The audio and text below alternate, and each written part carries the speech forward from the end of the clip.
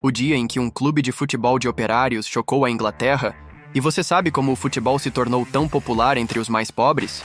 Desde a criação da Copa da Inglaterra em 1872, e no decorrer dos 7 anos seguintes, apenas clubes formados por estudantes universitários, militares ou de pessoas de classes nobres da sociedade haviam sido campeões. Na verdade, até 1879, nenhum clube de operários sequer havia chegado às quartas de final. Mas isso estava prestes a mudar. O primeiro clube formado por trabalhadores da indústria se chamava Darwen. Era um clube formado pelo dono de uma indústria têxtil e os jogadores seus empregados, que ao chegar nas quartas de final da Copa da Inglaterra, iriam enfrentar o já tradicional e dono de alguns títulos Old Etonians, um clube formado de donos de fábricas da região de Londres. O primeiro jogo a ser realizado na capital inglesa chocou o país. Após começar perdendo por 5-1, o Darwen Football Club conseguiu um empate no tempo normal. Porém, na época não havia uma regra estabelecida para empates. O clube londrino então resolveu se retirar e remarcar o jogo para o sábado seguinte, o que forçaria os operários a pagar por mais uma passagem de trem e encarar uma grande viagem, o que quase não aconteceu porque o clube não tinha recursos. Mas com a ajuda da população da cidade, eles voltariam a encarar o Old Etonians mais 2 vezes.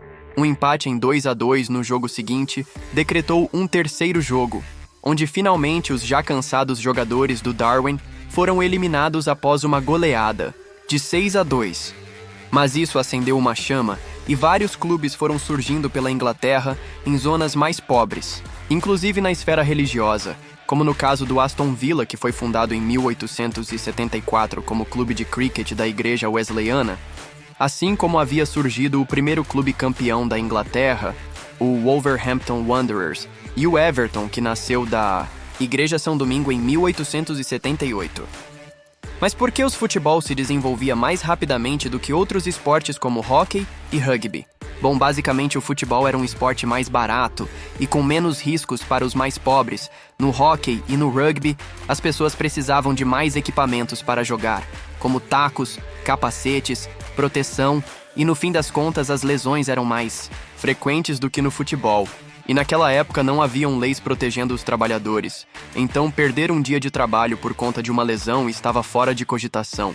Outra coisa que vale lembrar é que não havia pagamento para os jogadores de futebol.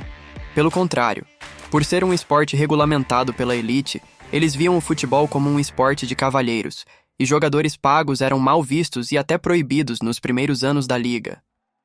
Se você gostou dessa história, deixe o seu like e se inscreva no canal para mais sobre a história do futebol.